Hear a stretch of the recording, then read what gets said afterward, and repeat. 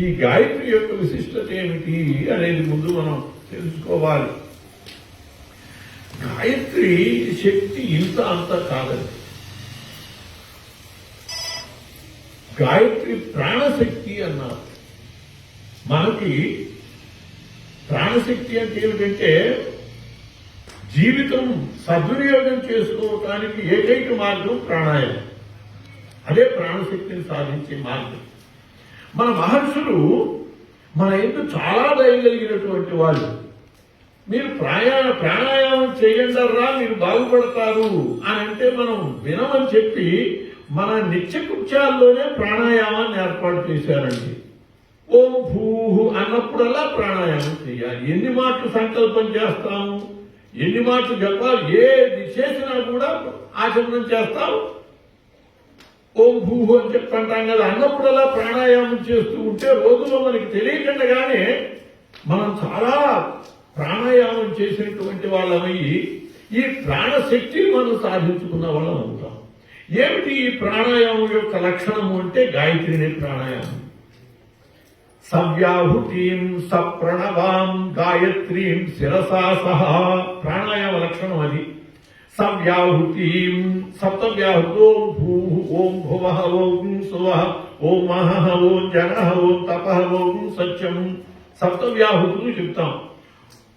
తర్వాత ప్రణవం సవ్యాహుతిం సప్రణం ఓం.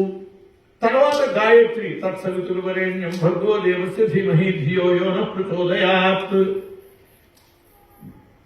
సవ్యాహుతిం సప్రణవాం గాయత్రీం శిరసా సహా. తర్వాత ఏం చెప్తాం?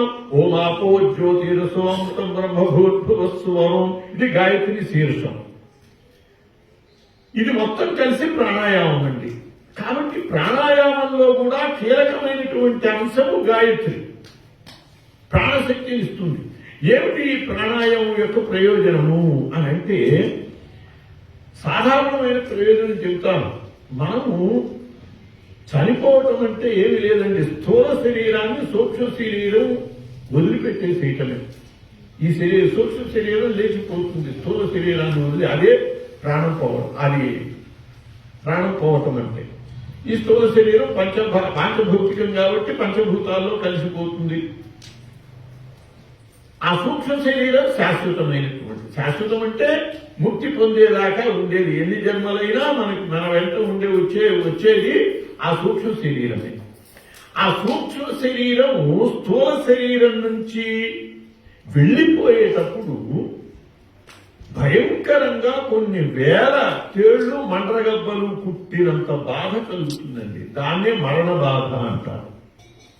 అంటే ఈ స్థూల శరీరానికి సూక్ష్మ శరీరము ఎలా అతుక్కుని ఉంటుందంటే ఒక అట్ట మీద ఫెవికాల్తో కాగితాన్ని అతికించామనుకోండి, దాన్ని తీయబోతే ఎట్లా వస్తుంది? అది చీలికలు వారికలు చాలా గందరగోళంగా వస్తుంది. చూసారా ఆ పరిస్థితి?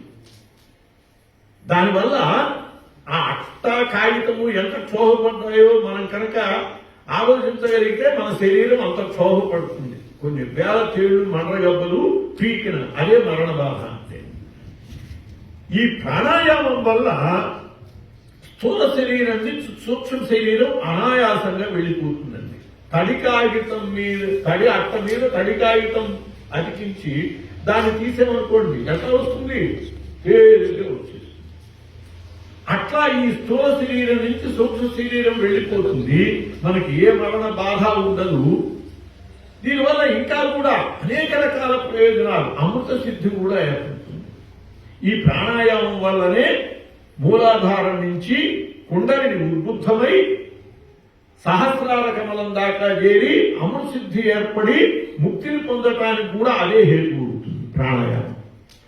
కాబట్టి ఈ ప్రాణాయామం యొక్క విశిష్టత ఇంత అంత అని చెప్పలేదు. అటువంటి ప్రాణాయామం దేనితో ఉన్నది? గాయత్రితోనే ఉన్నది. కాబట్టి గాయత్రి ప్రాణశక్తి. అంతకు మించిన మనకు కావలసిన ప్రయోజనం ఏముందని చెప్పండి.